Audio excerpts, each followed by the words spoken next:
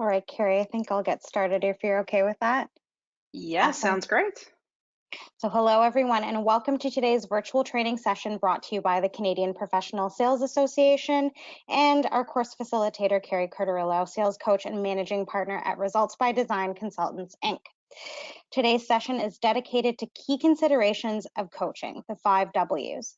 In this session, we will cover how to coach salespeople with varying degrees of motivation, experience, skill, and success. Today, you'll discover a coaching model that is all about asking rather than telling to gain deeper insight and create an accountable execution plan.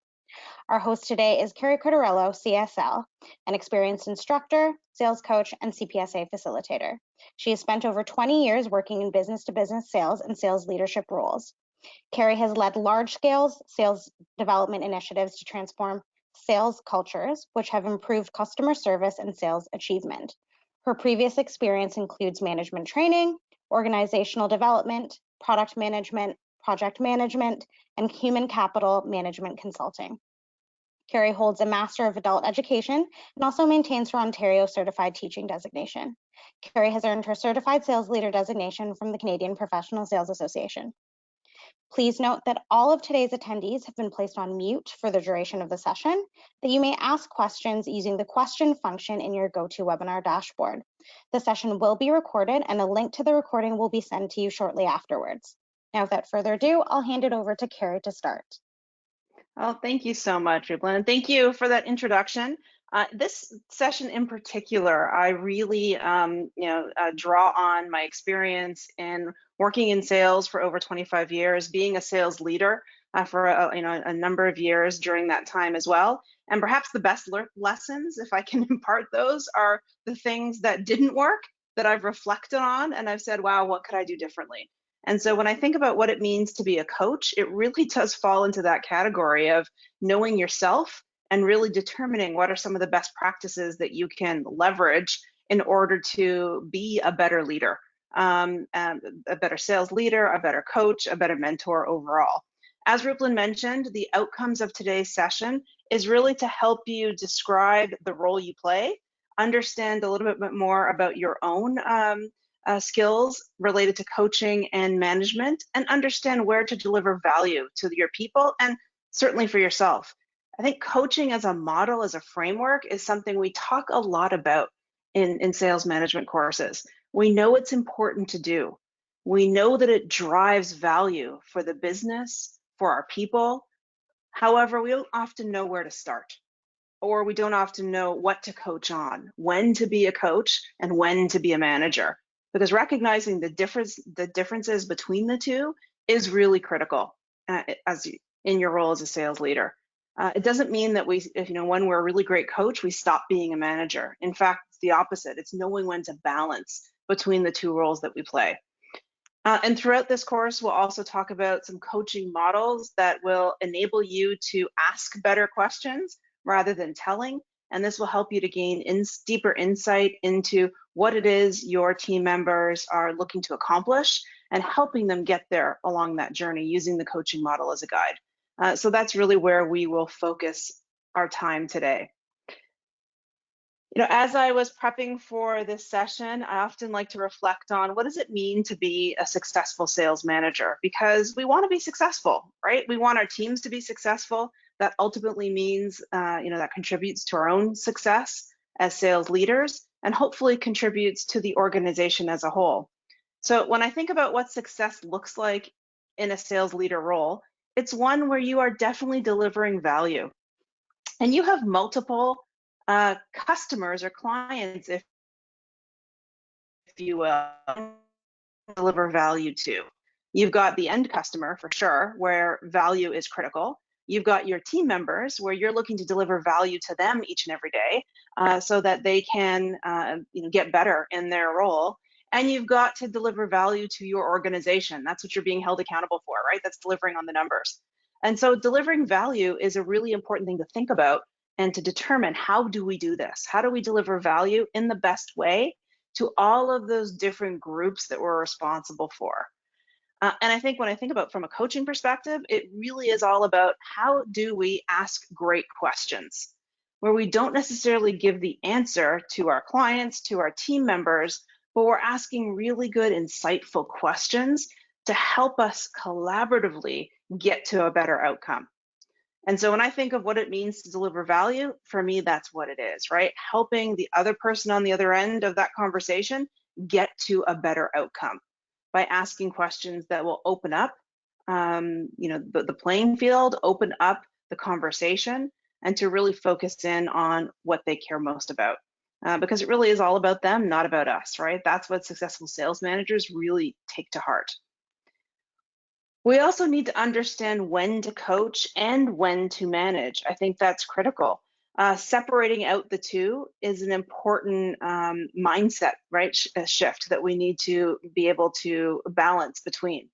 And so, when do we coach? When do we put aside our own assumptions, our own ways of doing things, and really focus in on the performance of the individual in front of us, helping them to get better?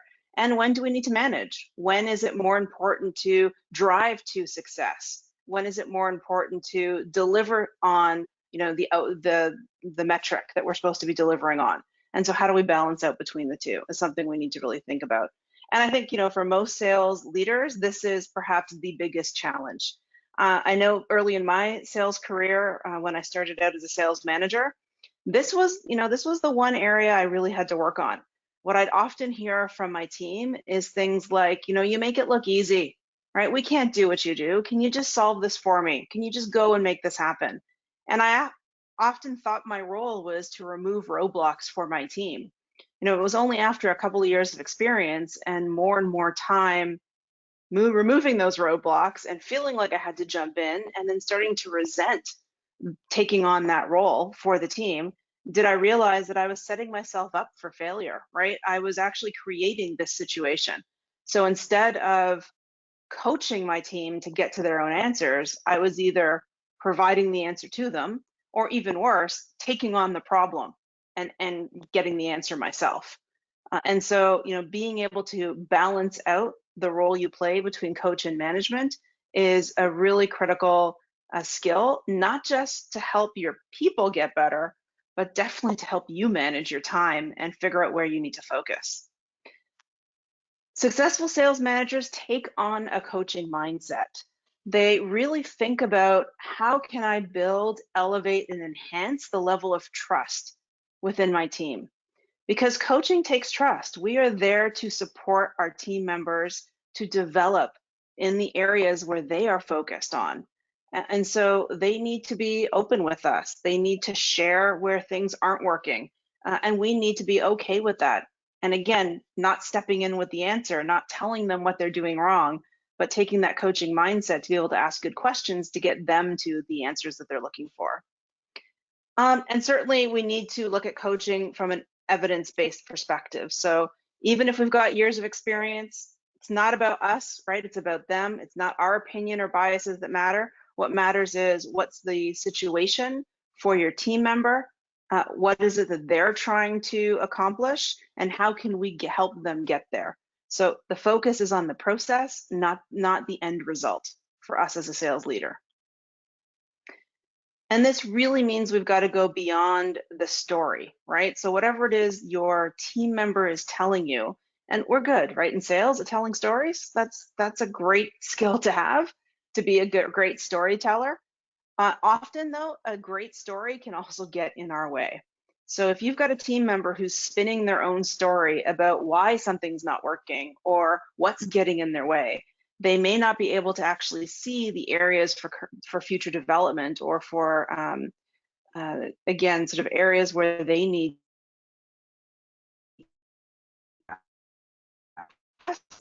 digging into the story that our team member is telling us and really looking for the truth behind that situation.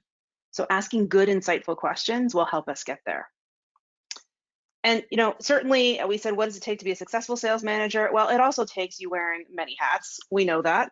You are, many things to your team, to the business. You are a mentor, a supporter, a communicator, a risk manager, sometimes a counselor, right? Sometimes you are representing human resources. Sometimes you're representing IT. You're the go-between. You are the protector. There are a lot of roles you play in sales management. I think the most critical, though, when we really look at where can we provide that value to our team, is in 3 specific areas: that of the strategist, the business market manager, and the talent manager. So let's go into each of these 3. What does it mean to be a strategist?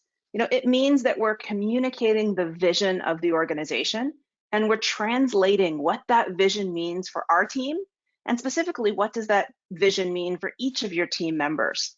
So the strategist's greatest role is taking that big picture and translating it for the individuals within your team so that it becomes personal to them. They understand their place in that picture.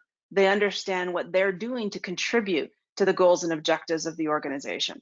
And that's not just one conversation. That's something that needs to happen again and again and again, many times throughout the year.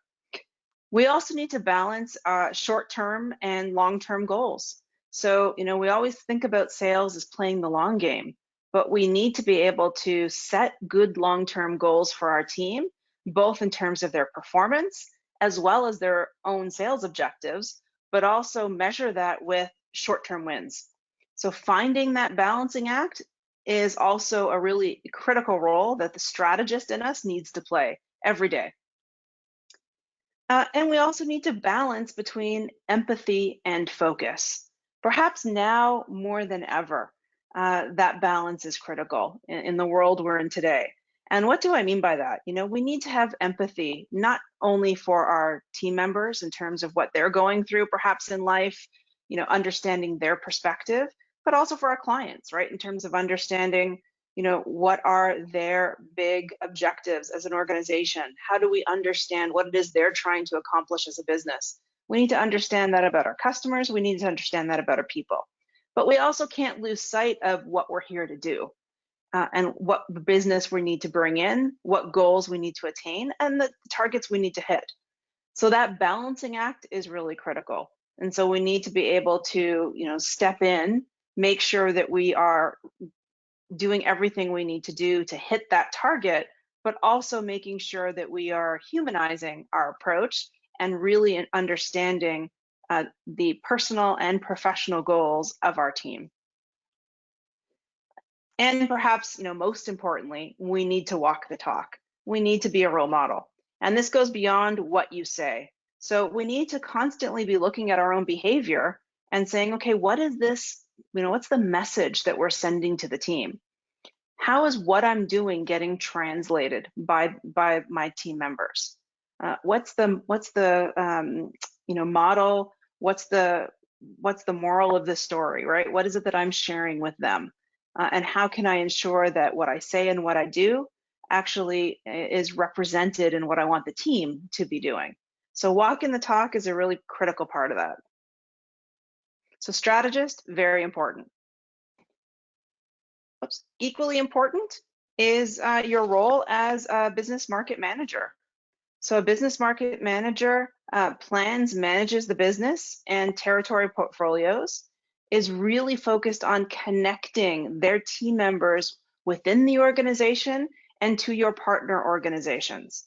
And so, often what I think of when I think of that role, it really is, again, not solving the roadblocks or, stepping in and taking over for your team members, but helping them navigate internally, helping them to figure out where to go within your organization.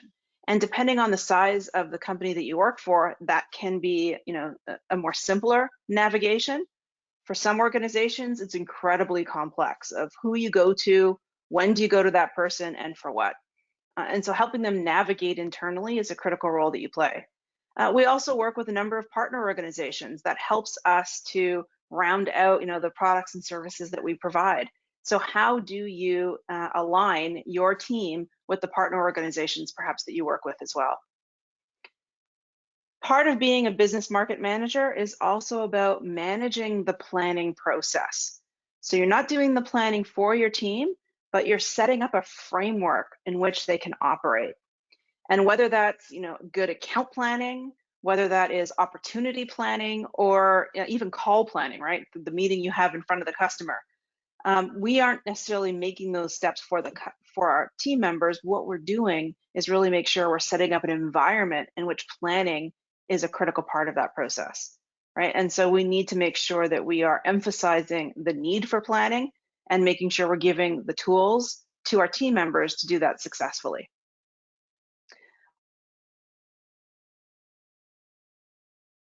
Understand scorecard, understand how to invest appropriately in order to build our team, to build new talent, and to manage the territories within our book of business. So that's I'm a so key role sorry, that you Carrie. play. You lagged a little bit Oh, at the beginning. please. Would you mind just repeating the first part of that? Oh, no problem at all. I'm so sorry. Hate when that happens. Uh, Saying that as a business market manager, a really critical role you play is managing your business, right? Setting goals for the territory, making sure that you are aligning the right sales rep, the right team member to the right book of business, and making good decisions about how you manage the business in which you're operating. It's almost like managing your own small business.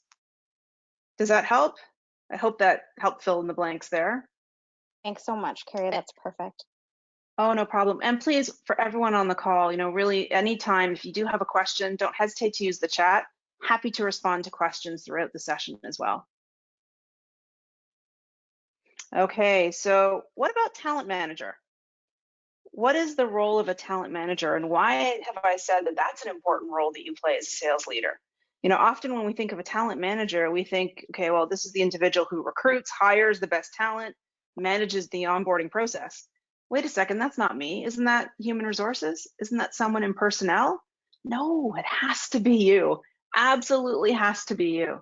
One of the critical roles that we play as a sales leader is making sure we're bringing in the right people and making sure we are setting them up for success. And so don't ever de-emphasize or think that that's not something important that you need to be doing. I worked with an organization where we had a very kind of bad practice. It really wasn't a helpful practice at all, where leaders wouldn't be present when new team members were onboarded. So you'd have a new team member starting on the first day, and because the sales leaders were so busy, they often were not in the office or not there on the first day of the team members, on that first day for them. And it was a really bad practice. It was something we needed to figure out how to change from a cultural perspective. And so being a talent manager is a critical part of being a sales leader. It means hiring the best, but also means making sure you're there as part of that onboarding process and setting them up for success. It also means we have to have regular developmental discussions with our teams. This is what a good coach does, and not waiting for one time of the year to do this. This needs to be ongoing, right? And so how do we set the stage to make sure that those discussions are happening frequently, are tailored to the person that we're having that discussion with, and we're leveraging our tools as a coach to enable us to have a really good conversation that's going to, again, lead to value and help the individual get to better outcomes. Certainly, we need to recognize performance. And I would really emphasize this one. It's, again, not about that one time a year recognition to go to President's Club or to be on a list or as part of their regular performance review. Recognizing performance is an ongoing activity for good, successful sales leaders. And it means not just recognizing what they've accomplished, but often recognizing team members for how they've accomplished it. And even when perhaps the outcome wasn't a success, right? Even when we didn't close that deal, did we learn something in the process? So recognizing performance is a critical role that you play, not only in motivating your team members, but also demonstrating to the entire team what are the behaviors that are needed in order to be successful within the team as a whole. And certainly part of that role is reinforcing the self-esteem, the confidence, and challenging your team members to create a better environment in which they operate in. You as the sales leader are defining the culture in which your team operates. And as my grandfather used to say, the fish always starts to smell from the head, right? And so what are we doing to make sure we are setting the culture up in a way that's positive, that's driving our team members to achieve, and is motivating them to do, not only to achieve results, but also to do things in the right way. And so as you reflect on your role as sales leaders, I would ask all of you, take a moment at some point, write these questions down, and then take some time for yourself at some point, either today or in the next few days.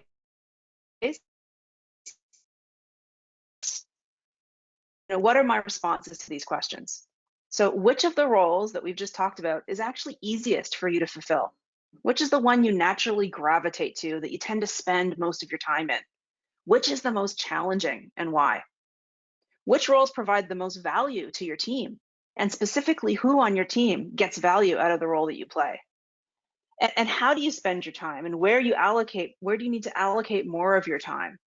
Where are you missing the boat, right? Where do we need to ramp up in terms of what we're doing within the team in order to drive success? So ask these questions, assess where you're spending your time today. And certainly, often what I hear is, absolutely, Carrie, I'm not spending enough time coaching. I know I'm supposed to coach. We know it's the right thing to do, but something is getting in the way, right? And so what is that something? We know we're supposed to coach, but I never seem to have the time for it.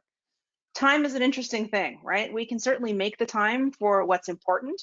And if we start to really see coaching as the way to drive to an outcome that we're looking to achieve, as a way to drive results, then we need to figure out, how do we make time? How do we build it into our schedule? And how do we protect that time in our schedule and in the schedule of our team members? So saying no time for coaching is a difficult one, right? We do typically have time for other things. How do we schedule it in a way that we are protecting that time? Because it is a really critical function. Sometimes, the pushback we get is we just don't know how to coach. So we need to find out. We need to go and gather resources. Some of the best coaches, sales coaches out there, have their own coaches. So is there somebody that can coach you from a sales leadership perspective? Is there someone that you can reach out to for support so that you can reflect on your own coaching practices? So those are often the two that I hear. The third, what gets in the way, that I think I hear the most, and it usually doesn't come across as, this is what's getting in my way, but it's usually what's underlying the issue. And that's fear. Often it's about a fear of change, right? We know we're supposed to do something different. We just don't know how to get there, because it's going to take a big change in how we operate, in our behaviors, and how we communicate. And we tend to revert back to what's familiar to us, right, as a result. So if it's fear that's getting in the way, fear of change. Oh, Riplin, sorry, I'm seeing that I'm losing all the graphics on my screen. Sorry about that, everyone. No problem. I am. So I'm just going to move forward so we can get to the next spot. Don't know why that is. There we go. So if it's change is getting in the way, remember, we can't change, we can't change the what, we can't change the outcome until we change the how, which is all about the process. And the place to start is with changing our mindset. So how can we go from a judging mindset, which we tend to use as sales leaders and managers, and often is an important critical, point of view to have when dealing with a specific problem within your team. But how do we turn that mindset off when coaching and switch more to a coaching mindset? And so a coaching mindset is where we are focused on the learner, right? It's not about us imparting knowledge. It's not about us giving the answer. It's about helping the learner to find their path towards the answer that's going to work for them the best, right? It's not about evaluation based on judgment bias or opinion. Hey, years of experience, here's what I know works, here's my opinion. It's about evaluating what's going on for your team member based upon observation. What am I seeing them do? What's the evidence that I have that there are areas where they can improve? And what's the reality, right? What is it that they're feeling? Where do they see the gaps in their own performance? And what are they willing to work on?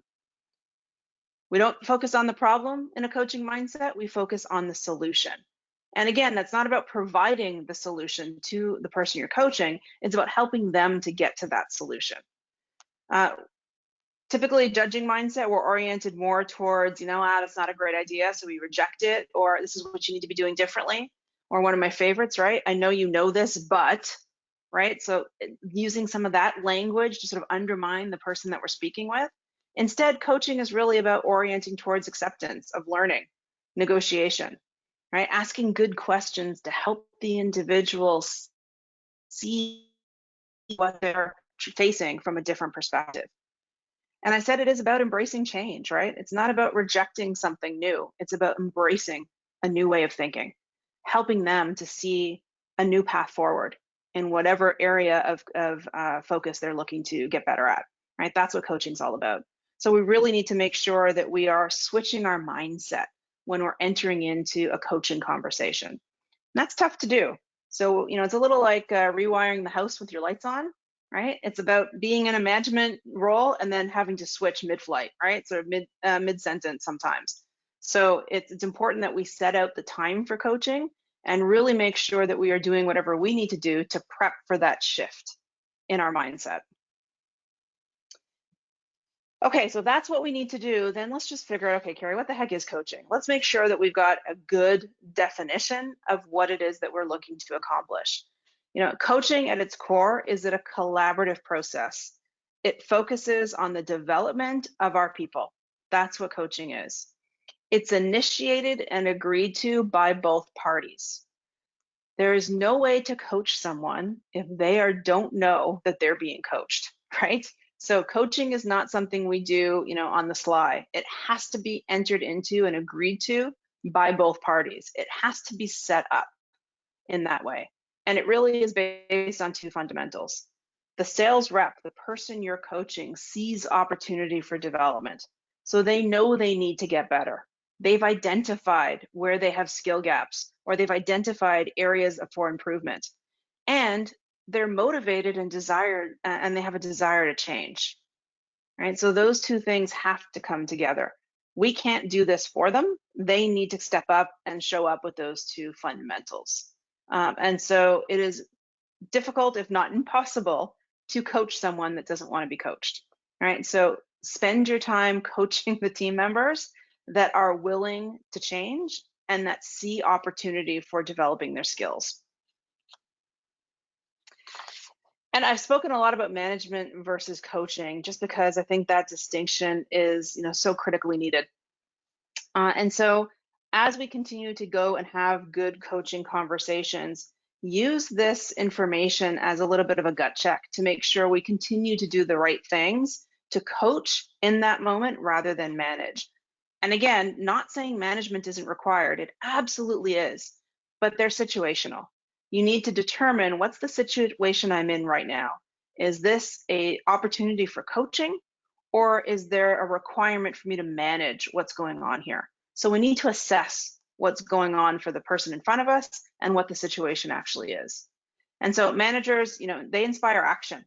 So when there's a problem, we need to solve that problem. Here's the action we need to take. Coaching is inspiring a commitment to action. It's a little bit of a nuance there, right? We're trying to get the individual that we're coaching to understand the need to take action, not necessarily prescribing to them the steps to move forward or the actions to take.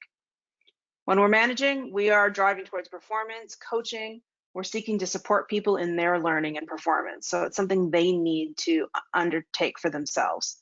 We're facilitating others to make decisions, to solve problems, and to find opportunities for further skill development.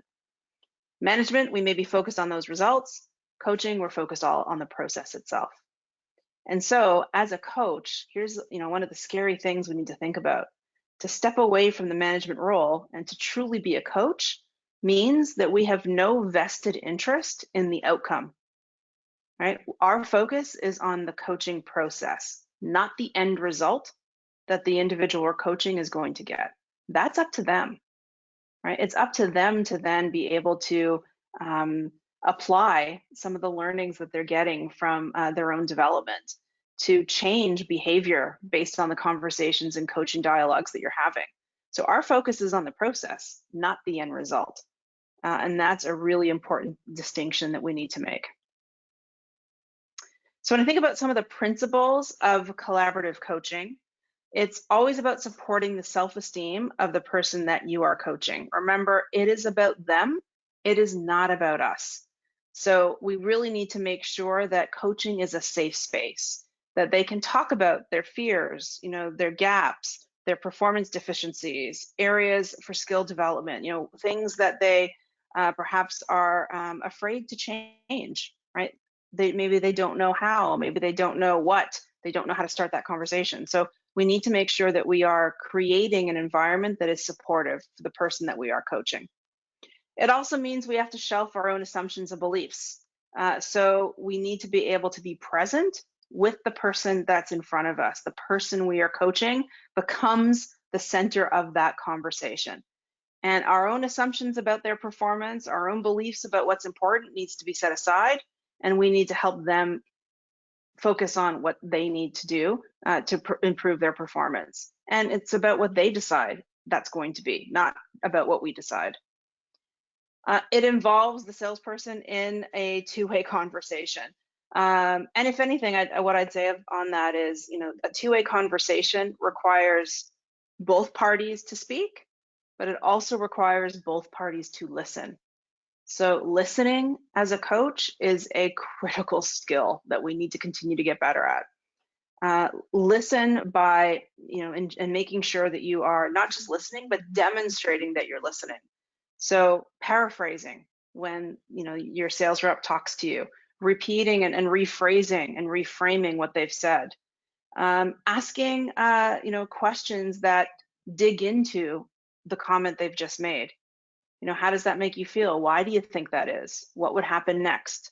So really digging into the conversation. That demonstrates that you are listening, and it demonstrates to the salesperson that you're really focused in on helping them to get to their own outcomes. Remember, facilitate the process. You don't own it.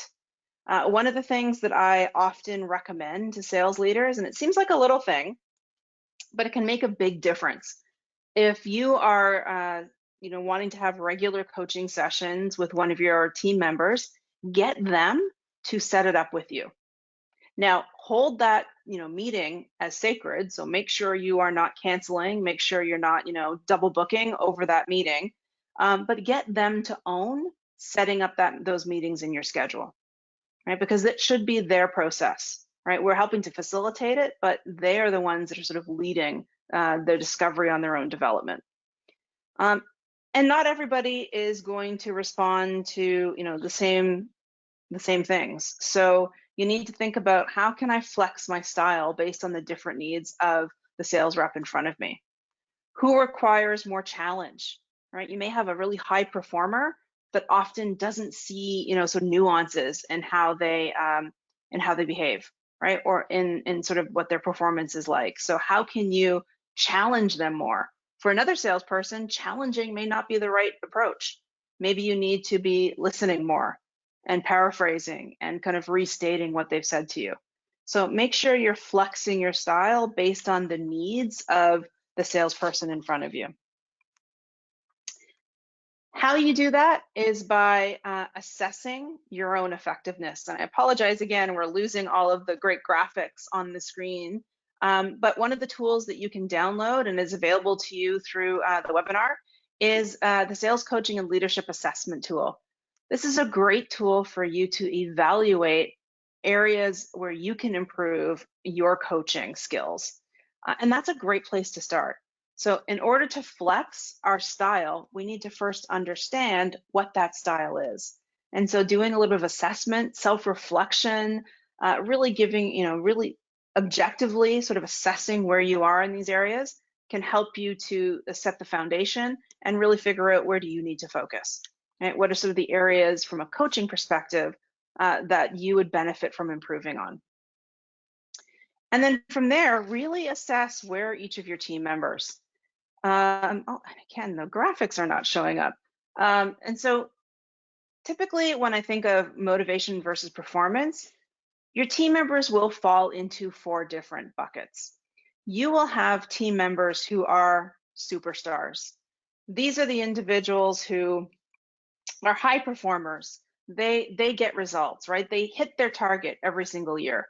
And not only do they hit their targets, do they achieve their results, but they do it in the right way, and they're highly motivated to continue to succeed. So they're looking for opportunities to get better. You know, I have a client that I work with right now where I do regular coaching sessions with their team.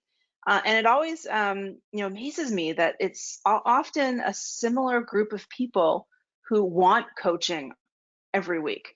So there's a set number of individuals that show up every single week because they want to get better. And they're often the high performers. They're already the ones who are the superstars in their business, but they really want to continue to look for opportunities to improve because they're highly motivated to do that. So for those individuals, how do we coach them, right? It's important that we do, but that's about challenging them, getting to them to that next level, getting them to think about what's that pathway forward for them. Where are there areas for improvement, right? Getting them to reflect on their own performance, perhaps in a more critical way, or giving them opportunity to share with others, right? To coach other team members, to mentor others within the team. So giving them that opportunity to demonstrate leadership skills may be something that's going to be important for them. So those are our superstars. The second group that we often find are a group called the survivors. This is an interesting group. So we call them survivors. However, often I kind of replace that word with mercenaries. So they get results. They know what they need to do to achieve their numbers. However, they often leave a wake of destruction in their path, right? So they go into team members, they cause urgency, they make people, spin, they escalate too early, they rub people the wrong way, right? They cause conflict. So we really need to be focused from a coaching perspective on what are we coaching versus what are we managing? What's the behavior that we're accepting? What's the behavior we're tolerating? And what's the behavior that perhaps we shouldn't be accepting or tolerating? And so we often think that, okay, if they're performing, they're good, we'll leave them alone. But we can also coach to behavior. We can coach to, how they do things, not just the results they get. But the problem with mercenaries is they may not be motivated to change. The way they work works for them. And so they don't have a lot of motivation to look at some of the issues surrounding their behavior. And so it can be tough to coach this group. And we may be more focused in on managing the behavior and focusing more in on sort of providing guidance to them on what's acceptable and what's not. So mercenaries can be tough. Another group are the strugglers. So these people are, low to medium performers. Generally, they've maybe only been in the organization for a couple of years, or they've only been in a sales role for a short time.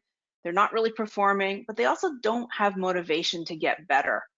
And so we really need to be paying attention to these individuals. So one, you need to ask yourself, if I've got a team, a couple of strugglers on my team, first, why are they still here? Right? Are they filling a seat? If I decide to let them go, am I going to lose the head count? So really make sure we're being open and honest of why they're still on the team. And then we really need to focus in on, okay, what's the development plan going to be? What are we coaching to? And then what's the behaviors we need to manage? We can coach them on the what. We can get them to really focus in on what they need to do to improve their skills. It's tough to coach on the how, right? The motivation. So if they're not willing and able to change, we may need to make some hard decisions there as a sales leader. And then we've got the startups, right? New to the team, highly motivated, just not performing yet. These are the individuals we should anyway spend our time with. The ones where we can coach and support and get them to a level of performance. The ones where our superstars can coach and support. And so being able to assess where your team members are within this matrix is going to be a very critical part of determining how to coach. The matrix is available to you as well in the webinar, so it's a great handout where you can start to figure out and use this as a way to assess your team. So highly recommend, start with yourself, do the self-assessment on your coaching skills, and then take a look at the matrix, the motivation and performance matrix, and start to plug in where do we think our team members are today. And as a result, how am I going to coach each of these individuals differently? right? Where am I going to manage their behavior, and where am I going to look for opportunity for coaching? And again, only if they're willing to be coached. The PACE coaching framework is a way to frame up and structure the coaching conversation, the coaching dialogue. And so this is another handout that is available to you through the webinar as well. But it's a great framework to use to really ensure you're having an effective coaching conversation. So it's similar when you think from a sales perspective to the consultative framework, right? When we work with our clients, we want to be consultative. We want to ask good questions. We want to provide insights into their organization, into their business. We want to understand why this particular project or initiative is important to them today. And we want to figure out how can we add value to the customer, right? What can we provide them with that's going to give them unique business value to help them solve a problem, to help them move forward with a particular initiative. That's our role in sales. A coaching framework is similar. It is about asking your team more than telling to get deeper into what's the issue they're looking to solve, how can they solve it, and what's the action plan that they can put in place. And so through the PACE coaching framework, we're really looking at doing 4 things, which, oh, Rublin, I'm sorry, it's not showing up on my screen That's again okay. for some reason. I just So wanted sorry to for everybody. interject and Yeah, say please. that the 3 resources that Carrie just mentioned, so the coaching leadership assessment, the motivation performance matrix, as well as the PACE coaching template, are all available in your dashboard under handouts. So if you'd like, you can just click on them and download them for reference. Sorry about that, Carrie. No, thank you, Evelyn. This is interesting. I love when technical things happen in a call like this. It's all fun. And so, again, looking at the 4 stages of a coaching conversation, download the PACE framework. It really is going to be a helpful one for you. The first stage is really figuring out how to prepare for that call, right? How to prepare for a coaching meeting with your team members. What are you going to gather? Review your notes from the last coaching session. How are you keeping those notes? Review, some of the performance discussion areas that you've had with that individual if you're starting coaching for the first time. And so make sure you are prepping yourself for that conversation. The second part of PACE is the aware, right? And so that really is about, figuring out and listening for what is it the individual wants to get out of this coaching conversation. And so you need to be asking questions, providing feedback to help them get some awareness of the issue that they're looking to solve. And so that awareness is critical. The C stands for choose. So based on the problem that they've brought to the surface, what are the potential options they could take to solve it? And again, it's not about us coming up with those options. It's about creating the dialogue and conversation to help your team member come up with what those options are. And then execute is all about, okay, so then what are they going to do about it, right? What are they going to do next? How are they going to be held accountable? So making sure that they are analyzing how to move forward to solve that particular problem for themselves.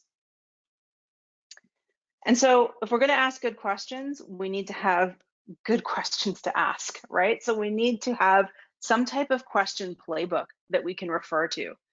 And so asking powerful questions in a coaching conversation takes practice. It often helps if you've got questions prepped for each of the different stages of the conversation you're in. So when you're in that aware stage, when you're looking to uncover the issue, really dig into what's the current situation for the person in front of you. What's important for you about that? And one of my favorite questions, how do you feel about that particular situation? Uncovering feelings can be a great way to get the individual to see where they're stuck, right? So where they may be not seeing certain aspects of the issue, or where they may not be aware of how their own behavior could be contributing to the issue that's in front of them. Get them to think about, what are the facts of the situation? What are the assumptions that they're making about this particular issue? And what do they think they had to do to make this issue happen? Right? What's the behaviors that might be contributing to this? So it's all about creating awareness of the situation or issue that they're focused on improving. Right? So first, get them to understand what it is. Again, similar to a consultative selling process. Before we can start offering solutions to the client, we need to understand what the problem is. So this is all about understanding the problem from your team member's point of view. From there, we can ask them to start to choose a path forward. So what are the different options that are available? What if you could change the rules? What new options would emerge? What's getting in the way for you? What's blocking you from moving forward with this? If this is one of your options, let's go through. What are the pros and cons? What are you afraid of if you go down this road? Right? What do you think will happen? What won't happen? What are the consequences if you don't change this behavior? Right? What's the payback if you do? So asking good questions to really help them to evaluate the different pathways or options available to solving their own problem or achieving a certain developmental goal. And then execute is all about holding them accountable. And so make sure you don't end a coaching conversation until you've had some level of accountability from the person you're coaching. And what I mean by that is they've got to have some commitment to those next steps. Okay, so whatever those next steps are, and then we need to hold them accountable to that. So if they've said to you, yeah, I'm going to actually try these 3 new things in order to solve this problem this week. And okay, great, you're going to try those 3 things. What are you going to do to evaluate which one of those 3 things worked? So the next time we get together, we're going to talk about what happened and talk about the results that you got. Right? And so we want to how are you going to hold yourself accountable? How would you like me to hold you accountable? Right? And so making sure you're having those conversations towards the end of the coaching discussion is really critical. That will also set you up for the next conversation that you have with them. So I've gone through a few. What I'd love, if you just take a moment in the chat, what are some other coaching questions that you have used that you find to be really helpful for you and the team? So I'll just give you a moment to respond to that.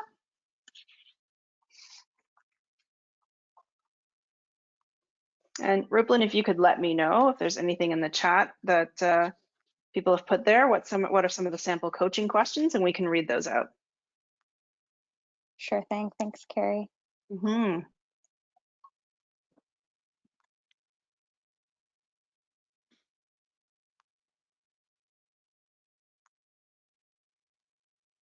Nothing yet.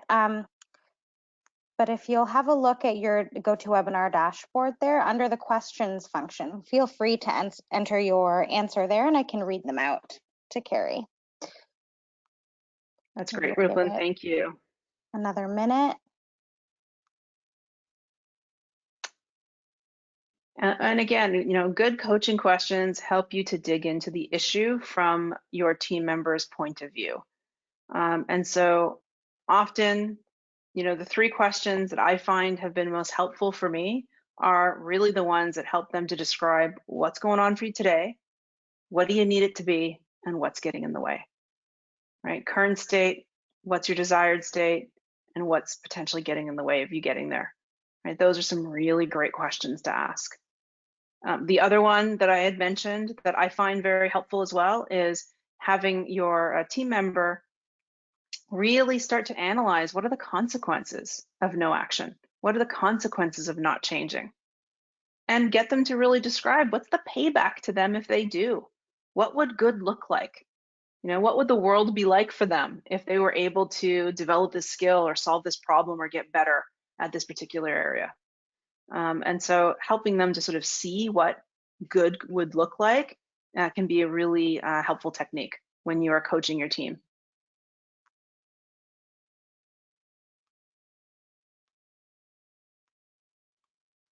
We've got one here.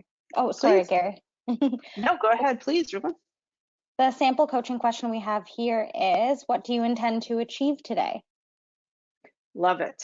Especially when it's about being very specific to how it's managing their day-to-day, right? So if you've been working on for over the course of perhaps several weeks, months, coaching a team member to develop a particular skill, have them think about, how does this apply to your work today? What are you going to do differently in the moment today that will help you on that path to developing that particular skill or overcoming that issue? Yeah, great question. We've got another one here, Carrie. How will this decision affect other customers? So take it outside of them. Yeah. If you're going to develop this skill or if you're going to solve this issue for yourself, what impact is that going to have on your clients? right? Remember, at the end of the day, we are coaching salespeople, right? So we need them to focus in on what's the impact or how will that influence the way they do their job. Great questions. We'll continue. And again, if anything else comes up, Rupalin, in the chat or in the question section, please let me know. Sure. The idea here is to start to develop a repository of coaching questions for yourself. And that's part of prep, right? That's part of the role that we play in being a good coach, is making sure we come prepared to that conversation. As Rupalin mentioned, there is the PACE coaching template that's available in the webinar, in the documents that you can download under handouts. Please take a moment and download that for yourself, and you can leverage that in your coaching conversations. And then one little thing to mention, I know it's small, but so important, is make sure that when you are scheduling those coaching discussions with your team members, I know this seems a little redundant, but please make sure they realize that this is a coaching conversation, right? And so separate out coaching from the regular team meetings or individual meetings that you would have. Make sure you are describing, or if they've sent you the meeting invite, they're describing the purpose of this session. Make sure you've agreed to the logistics. Where is it going to happen? In person isn't happening so much these days. So if it is a webinar or an online meeting that you're having with your team members, please make sure that cameras are on, you got your face-to-face, right? They're in a quiet environment, you're in a quiet environment as best as you can be at this time. And you are focused fully on them for however long the coaching session is happening. And then think about frequency. If you've got somebody on your team that needs regular coaching from you, then have them set that up with you and hold that time as sacred, right? There's nothing else should get in the way. And I know that's easier said than done, but it's really important that as leaders, we carve out that coaching time and we make that a priority for us and for our team. Okay, we've talked quite a bit about the coaching best practices. Let's ask you to respond to this question. We're going to put up a poll, and we'd love you to respond to what conditions are right for effective coaching to take place. And Ruben, I'll let you load in the poll. Just going so that people can respond to that.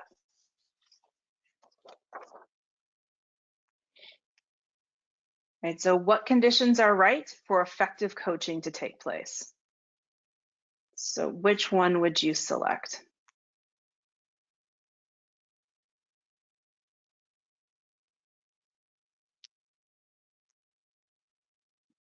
The poll's up. We have about 30% of the group voted. Give it an extra 30 seconds.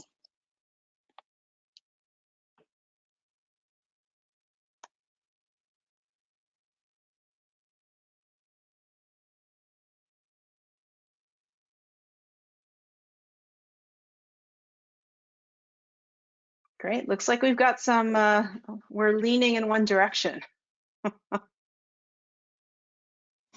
It really does. It is, which is good. Okay, so I'm going to go ahead and close the poll and share the responses. Yes, please do. Oh, great. So what conditions are right for effective coaching to take place? I'm, overwhelming agreement with 83% of you that said, are the salespeople desire or willing to be helped? Absolutely. Motivation is critical. I think certainly that is one of the most important aspects from a coaching perspective. In order to make it successful, the individual has to be motivated, right, to get help. However, the others are also important, and it's something we need to consider. Are there areas needing correction or improvement? So there needs to be something that the team member is looking to improve, and so they need to bring that to you.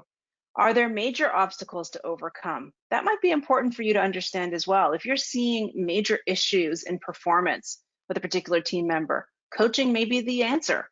And so having a conversation with them about how they're going to address some of these, bigger obstacles to their performance is going to be important as well. And then certainly other situations requiring support or reinforcement could be too. So maybe it's not a big performance issue that you're looking to resolve, but it's tweaking, it's getting better, right? It's motivating, they're motivated to improve in one particular area. And again, depending on where your your team member fits in the matrix that we talked about, your focus could be on some of those big obstacles. It could be a need to correct, or it could be to support and reinforce what they're already doing right. So it's about making decisions about the coaching process based on the person, based on their willingness to change, and based on what they believe needs to be the focus. Yeah, really, really great. Motivation is critical. So in summary, I think what we shared with you today is, really from a coaching perspective, it is a critical part of your role. Think about how you can build it in. Think about the tools that you can leverage to make it effective, and think about where you're coming from. How can you switch from that management to that coaching mindset? Highly recommend that you complete the coaching assessment form, and that's going to guide your own development planning, and it's going to help you to become a better sales coach for you and for your team. Leverage the PACE template. Remember that template, that framework is all about asking rather than telling. It's about really helping the individual to get to a deeper insight about what it is they're looking to improve, and then helping them to create an accountable plan that they can execute on. It's not about us owning that plan, though. It's about them owning it. It's also about knowing, when to coach and when not to, right? When do you actually got to manage? When do you need to manage behaviors? When do you need to manage outcomes? When do you need to manage to results? It's about thinking about when we switch to that coaching mindset, and remembering to put our own opinions aside and really coach based on the evidence, right? What your team member is sharing with you, and based on how, what you see in terms of their performance. But it's an objective assessment that is really critical. I'll pause there. Is there any other questions that others have on the line?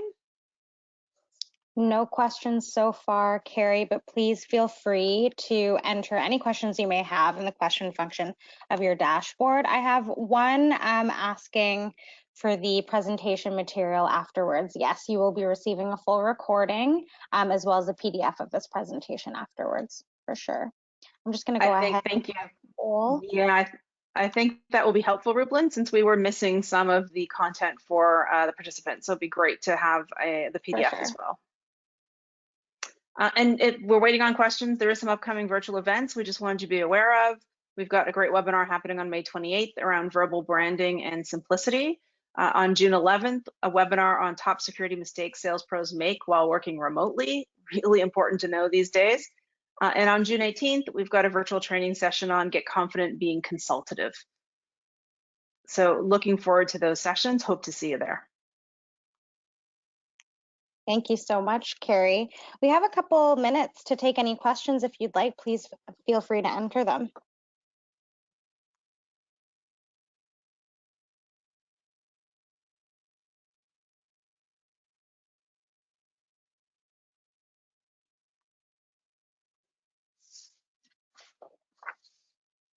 Nothing so far. Well, sorry, Carrie. No problem. No, I was just going to say no problem at all. Maybe while we're waiting for questions, just as a quick reminder to everyone, remember every training that you attend is helping you to retain or achieve your CPSA designation.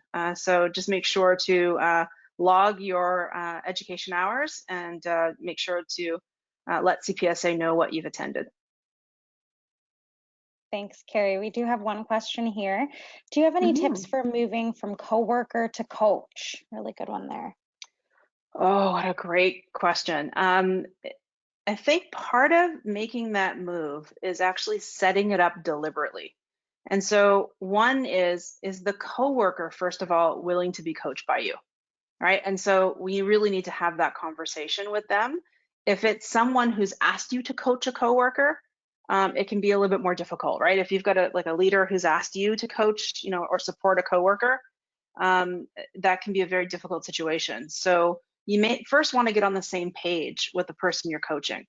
And so part of being on the same page is setting up the context for coaching. I've been asked to coach you. Why do you think you need coaching? What would coaching provide to you? Are they willing to enter into a coaching agreement with you, like a coaching relationship? So I'd have some of those conversations with, your coworker before you enter into, actually setting up some regular coaching sessions. What are their expectations out of, sort of these discussions? What's the outcome that they're looking to achieve?